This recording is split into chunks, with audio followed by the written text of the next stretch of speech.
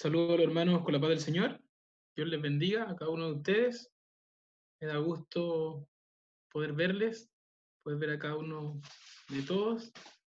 Así es que, bueno, hoy día me tocó después de tanto tiempo, ¿cierto?, poder dirigir este estudio. Así que vamos a pedir al Señor que me pueda acompañar, nos pueda acompañar y que todos podamos salir edificados de esta enseñanza que el Señor ha preparado para cada uno de nosotros. Les pido por favor si pueden abrir sus Biblias en Juan 16:33, en Hechos 1:9 y en Apocalipsis 22.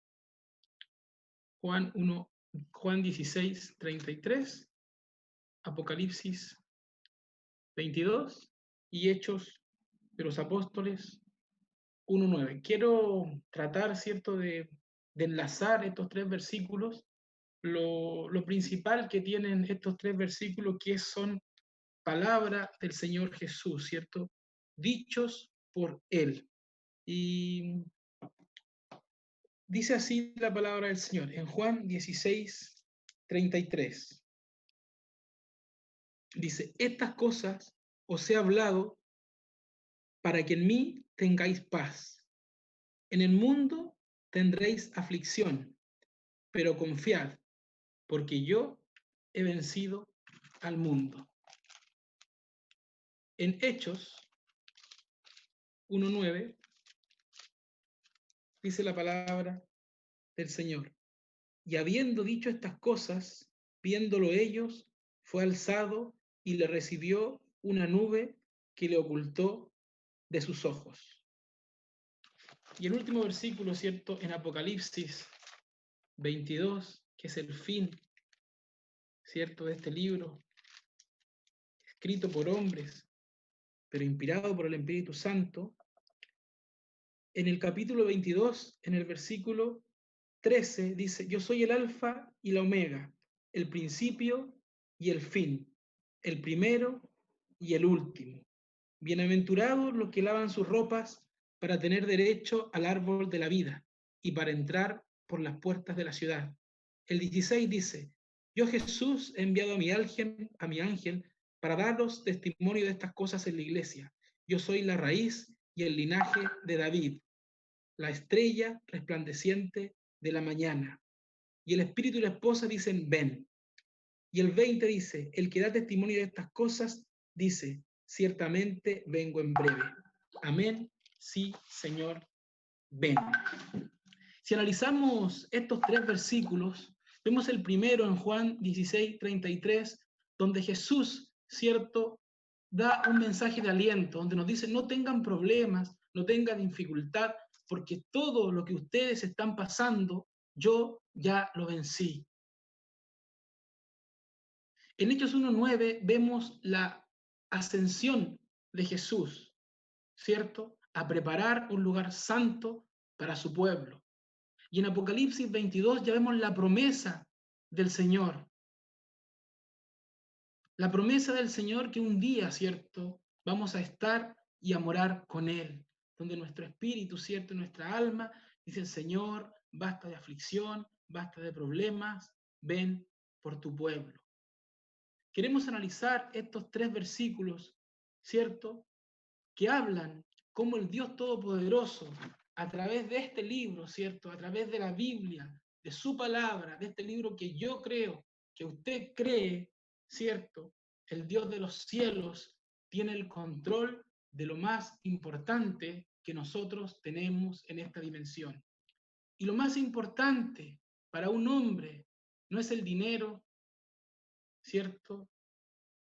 Hay una cosa, todos nosotros trabajamos por algo, para comprar bienes, para alimentar a nuestra familia, para una infinidad de proyectos que podamos tener.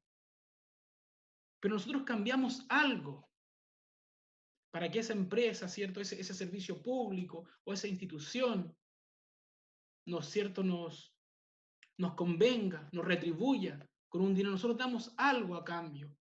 Y eso que damos, ¿cierto?, a cambio es el tiempo. Nosotros vendemos nuestro tiempo. Y ese tiempo tan precioso, ese tiempo que para el ser humano no puede volver atrás, es el que es el Dios de la Biblia, ¿cierto? El que sí puede controlar ese tiempo, el que tiene el control de todas las cosas, desde el inicio de la palabra hasta el fin de la palabra, desde el inicio de los tiempos del hombre hasta el final. Y hoy día, ¿cierto? Estamos a través de esta plataforma, quizás un poco incómodos, ¿cierto? Quizás no acostumbrados a esos abrazos, a esa piel que por naturaleza tenemos. Estamos pasando por un tiempo difícil como iglesia. Y es importante analizar espiritualmente del por qué están pasando estas cosas. Con estos 3 versículos, ¿cierto? Y diciendo que el Señor tiene el control del tiempo, primeramente, y de todas las cosas, quiero revisar brevemente el desarrollo de la iglesia a través de los tiempos. Las pruebas duras que tuvieron que pasar como cristianos los hermanos antiguos para difundir una sola tarea, la tarea que dejó el Señor Jesús. Me quiero detener un poco porque yo estoy también en mi computador leyendo unos apuntes, entonces quiero preguntar si se escucha bien lo que estoy hablando, no sé si el pastor o alguien, ya está, ok, porque estoy viendo unos apuntes, entonces no les veo claramente. Entonces, como decía, quiero revisar brevemente los problemas o las pruebas que ha tenido que pasar la iglesia para difundir, ¿cierto?, la palabra de Cristo, para difundir el evangelio del Señor Jesús.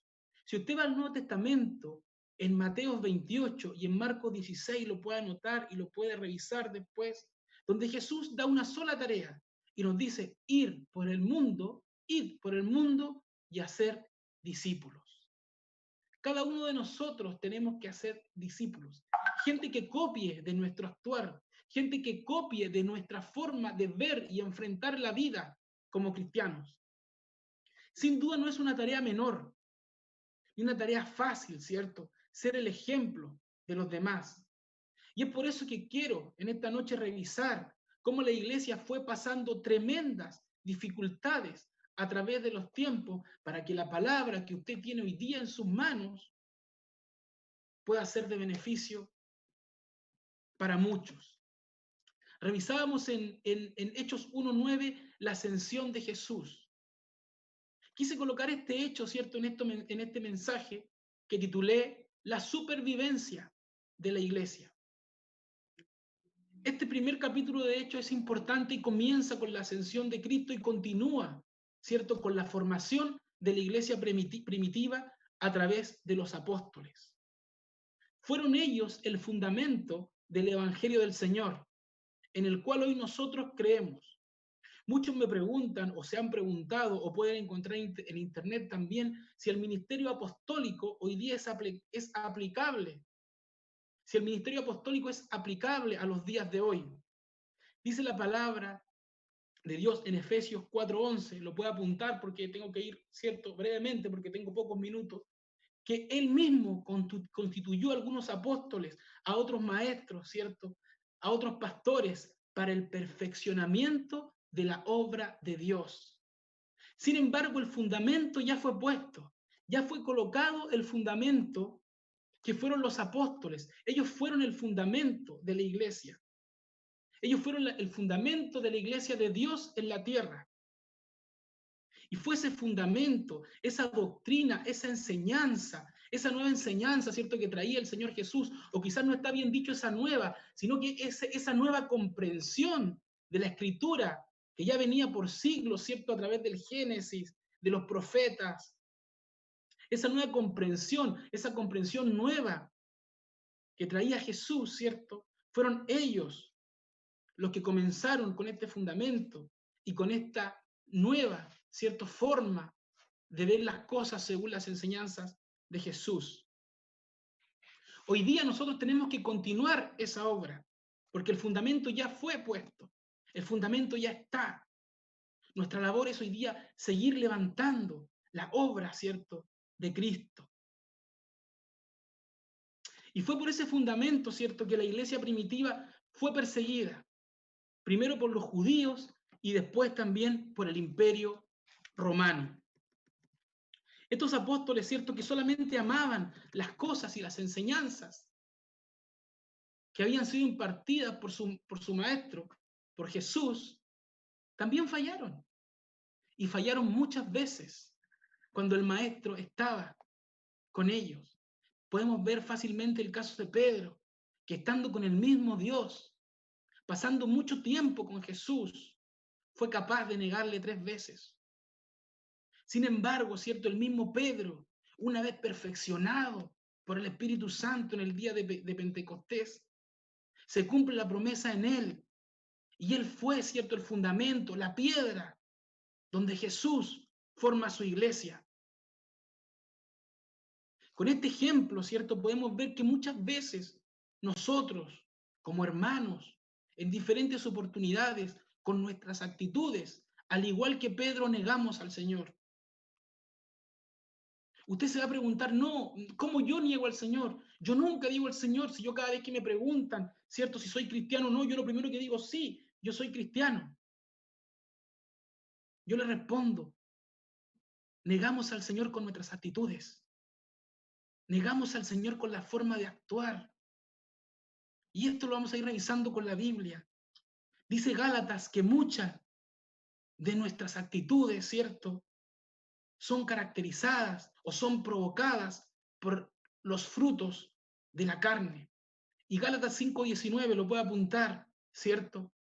Los identifica. Dice adulterio, fornicación, inmundicia, lascivia, idolatría, hechicerías, enemistades, pleitos, celos, iras, contienda, disensiones, herejías, envidias, homicidios, borracheras y orgías. Obras o frutos de la carne. Cosas que están sumamente arraigadas en el corazón del hombre, pero salen a flote en un corazón alejado de Cristo. ¿Y cómo se da ese fruto? Primero se planta una semilla. Después de esa semilla nacen raíces. Estas raíces se van alimentando. Luego crece una planta.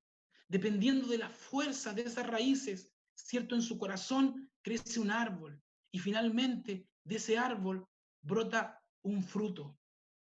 Y me quiero detener brevemente en estas dos obras de la carne. ¿Por qué? Porque son muy, pero muy dañinas para la iglesia de Cristo. Primero que todo, el adulterio. No quiero hacer un juicio de valor, ¿cierto? Ni apuntar a nadie con el dedo, ¿cierto? Porque yo no tengo idea de la vida personal de cada uno de nosotros, sino que quiero ver el adulterio como general, ¿cierto? El adulterio como tal es un acto físico, que no viene de un día para otro, sino que viene plantando una semilla, quizás una mirada, un mal pensamiento, una actitud que no corresponde hacia otra mujer casada, a una mujer que no es mi esposa. Jesús, ¿cierto? Sabiendo la dificultad y el peligro, ¿cierto? Que puede ser para la familia, no solo para la familia espiritual, sino que para la familia de Cristo. Recordemos que la familia es la primera institución que el Señor forma para que después esta familia forme la iglesia. Entonces Jesús en toda la sabiduría, ¿cierto? Conociendo el corazón del hombre, él no solamente habla del adulterio, sino que él va aún más atrás. Y él dice, cualquiera que mire una mujer, que mire a una mujer para codiciarla, ya cometió adulterio en su corazón. ¿Por qué Jesús llega tan a fondo? ¿Por qué Jesús se va tan atrás del hecho mismo? Porque Jesús sabía que esa mirada codiciosa es una semilla que nosotros como hombres podemos estar sembrando en nuestro corazón. Una semilla que finalmente no es buena para el corazón del hombre y que finalmente, cierto, puede cosechar un mal fruto. ¿Qué fruto? El fruto del adulterio. ¿Qué es el adulterio?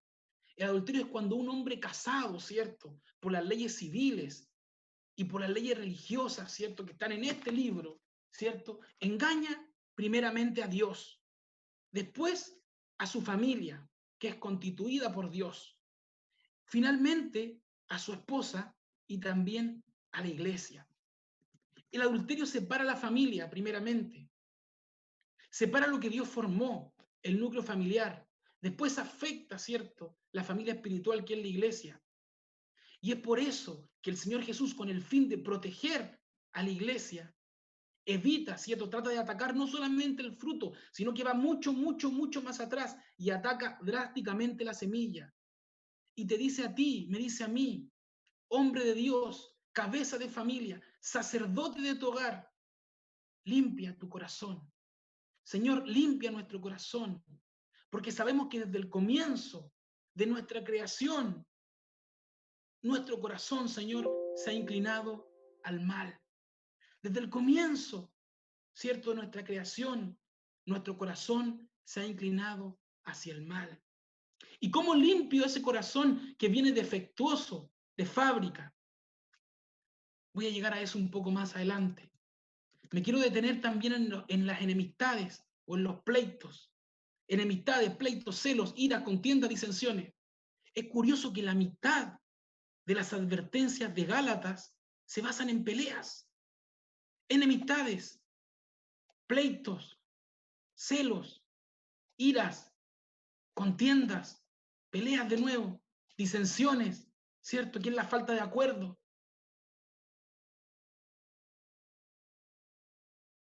Todas estas cosas, ¿cierto?, producen, dañan el cuerpo de Cristo. Los celos, la rabia, las contiendas, las luchas, no estar de acuerdo, estas peleas, ¿cierto?, estas rabietas que nos pueden dar en oportunidades como cristianos, se presentan y van debilitando y rompiendo y agrediendo directamente la obra de Dios.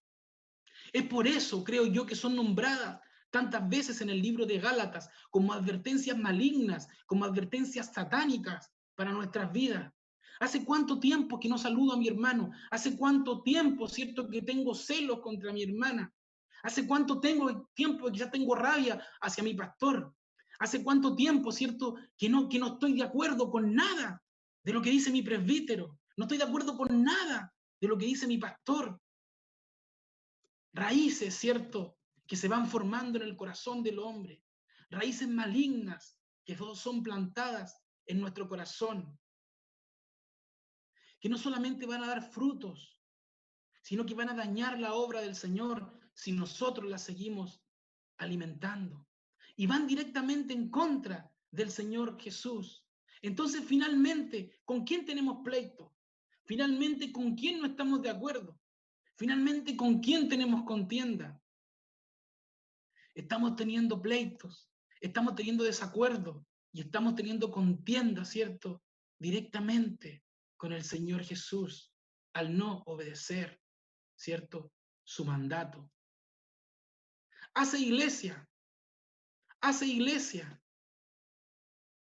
dice la palabra de Dios, hace iglesia, sedme testigo para que mi palabra no solamente llegue a Jerusalén, para que mi palabra no solamente llegue a Judea, para que mi palabra no solamente llegue a Samaria, sino que esta palabra, ¿cierto?, pueda llegar al resto de la tierra. Entonces, ¿cómo hago? ¿Cómo hago para no tener malos pensamientos? ¿Cómo hago para no enemistarme con todo el mundo?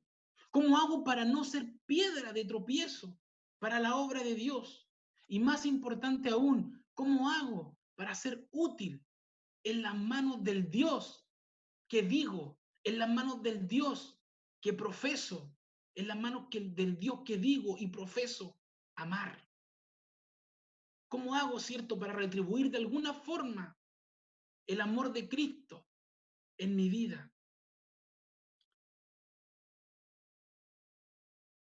Al igual que Pedro, ¿cierto? No debemos negar a Dios con los actos que hemos hablado. Al igual que Pedro, no debemos negar al Señor. ¿Cómo lo negamos, cierto? Con las obras malas, con las obras malignas que pueden salir de nuestra boca, de nuestra vida. Pero no está en nosotros, dice la palabra de Dios, que la maldad no la hacemos, dice Pablo, porque queremos. Vive en nosotros. La maldad vive dentro del corazón del hombre. Dice David, en maldad he sido formado y en pecado me concibió mi madre. Qué fuertes palabras, en maldad fui formado y en pecado me consiguió mi madre. Entonces, si vengo malo de fábrica, si vengo malo de adentro, ¿cómo me arreglo? La misma palabra, ¿cierto?, que nos condena, es la misma palabra que nos salva. La misma palabra, ¿cierto?, nos da respuesta para estas cosas. ¿Se acuerdan, amada iglesia, cómo se alimentaba el pueblo de Israel en el desierto? ¿Qué pasaba si ellos guardaban el maná para el otro día? ¿Qué pasaba si ellos guardaban el alimento para otro día? Se pudría, se agusanaba. No era ya, ¿cierto?, algo bueno, porque ya estaba para desuso, estaba podrido. Usted sigue siendo el mismo pueblo de Dios que necesita ese maná. El maná es Jesús a través del Espíritu Santo. Es el mismo Espíritu que revistió de poder a Pedro el día de Pentecostés. Es el mismo Espíritu, ¿cierto?, que alimentaba al pueblo de Israel como maná. Es el que nosotros necesitamos comer diariamente. Necesitamos comer diariamente de Jesús y de su Espíritu Santo. Todos los días, a través de este libro, a través de la oración, a través de la misericordia. Y de esta forma, todas las raíces que hablamos hace algún rato van a ir siendo eliminadas una a una. Y no habrá pleitos, no habrá malos pensamientos. Y la iglesia del Señor prevalecerá como lo ha hecho por tanto tiempo. Y no porque yo lo diga, es porque lo dice la palabra de Dios. Porque así lo dispuso el Dios de todos los tiempos. Porque así le dio complacencia al Señor y lo invita a usted y a mí a ser partícipe de este plan perfecto.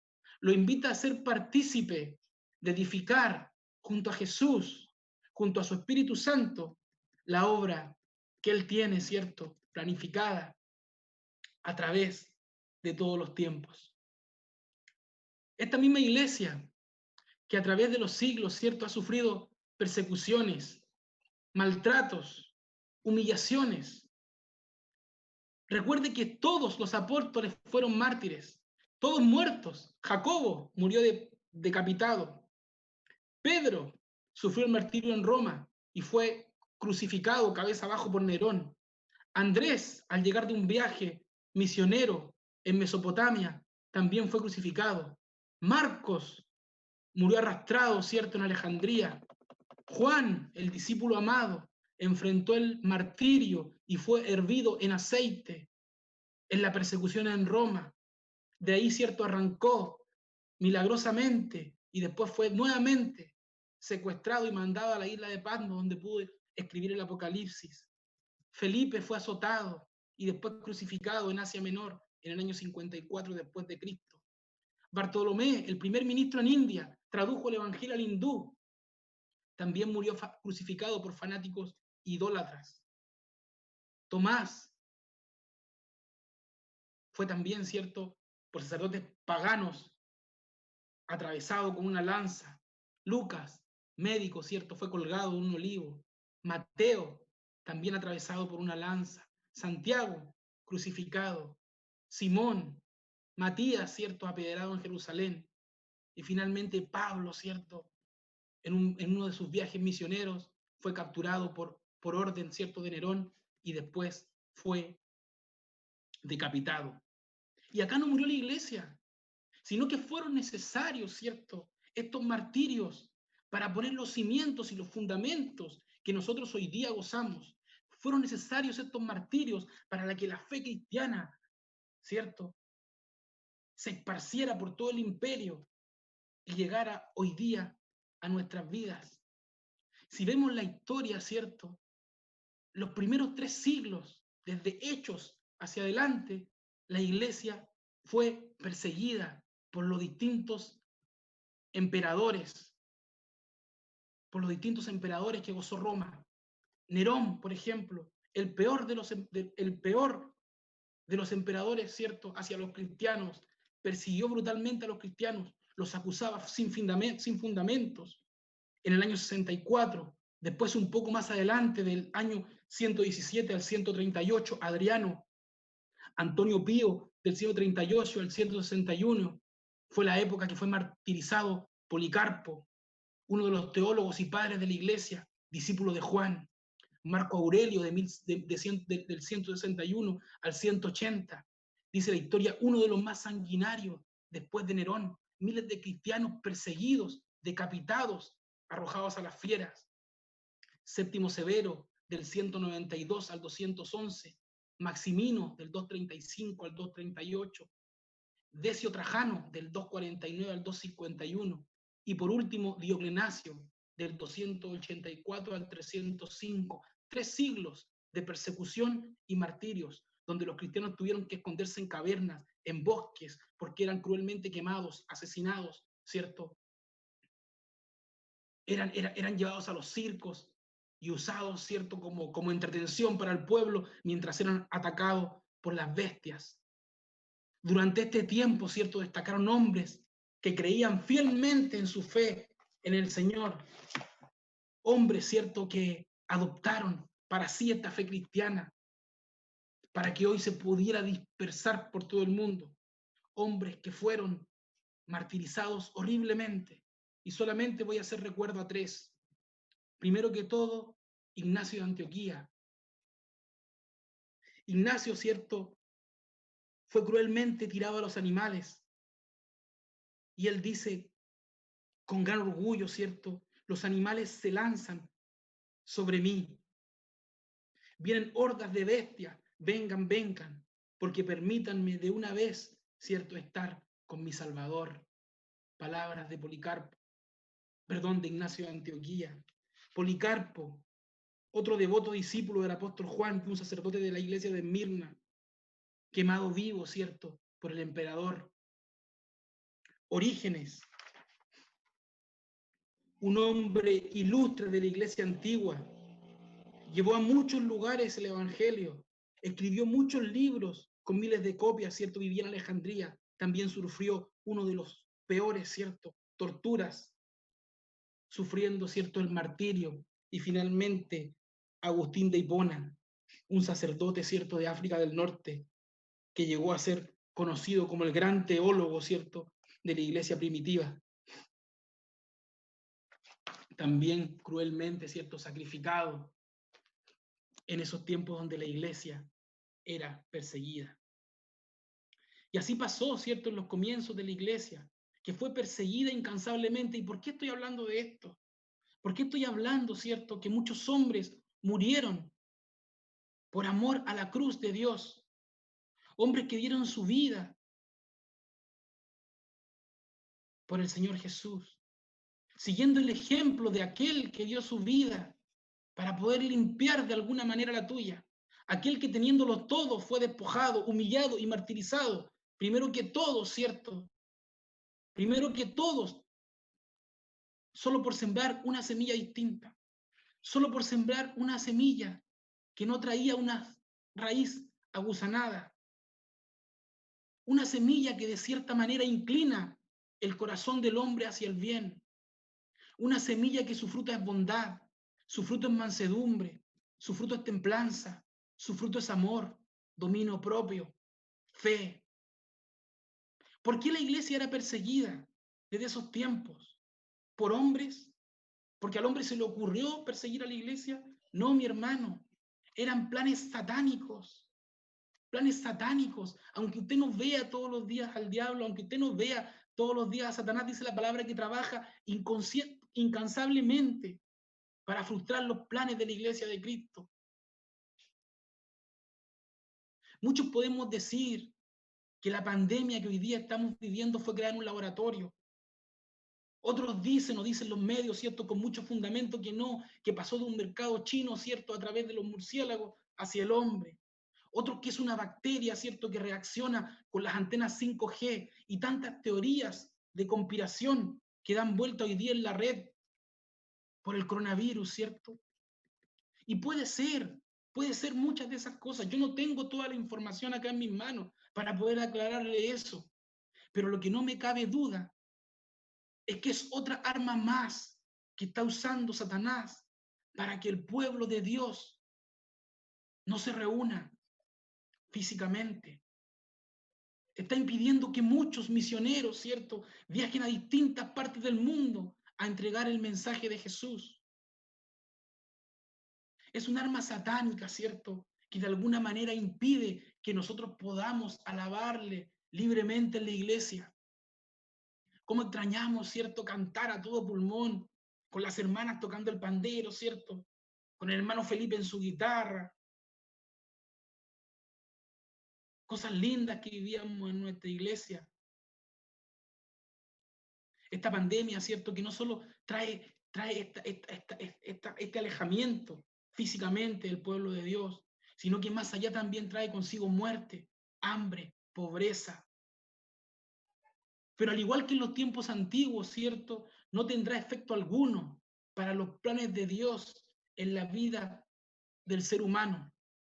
Nosotros, ¿cierto?, somos los llamados, como esos hombres que en algún momento dieron su vida para difundir el mensaje de Dios, a alimentarnos diariamente a través de Jesús, para dar estos buenos frutos, para estar preparados, para estar armados, para tener discernimiento. Dice la palabra de Dios que a través del uso de los sentidos, ¿cierto?, voy a saber de discernir el bien y el mal. ¿Qué sentidos? Los sentidos espirituales. Para no ser, ¿cierto?, nosotros agentes satánicos, agentes destructores de la iglesia de Dios, sino más bien a ser obreros aprobados, íntegros, bajo la mirada del Señor. ¿Habrán persecuciones? Habrán. Van a ser distintas. Quizás ya no vamos a ser tirados a las bestias, o quizás sí, no lo sé. Pero es evidente, ¿cierto?, que vendrán ataques satánicos hacia la iglesia de Dios. Si usted no lo había visto, si usted no lo había notado, déjeme decirle que a través de todos los tiempos, ¿cierto?, desde el Génesis hasta el Apocalipsis, Satanás no descansa para poder, ¿cierto?, no llevar a cabo los planes, para poder frustrar los planes de Jesús, de Dios. Nuestro compromiso, ¿cierto?, es seguir anunciando la palabra de Dios. Veamos esta oportunidad como algo importante para nuestras vidas. Me dicen que ya estoy terminando. Voy a hacer una pequeña oración para poder terminar. Quiero dejar este pequeño mensaje, dejar esta pequeña enseñanza, ¿cierto?, que podamos abrir los ojos y que podamos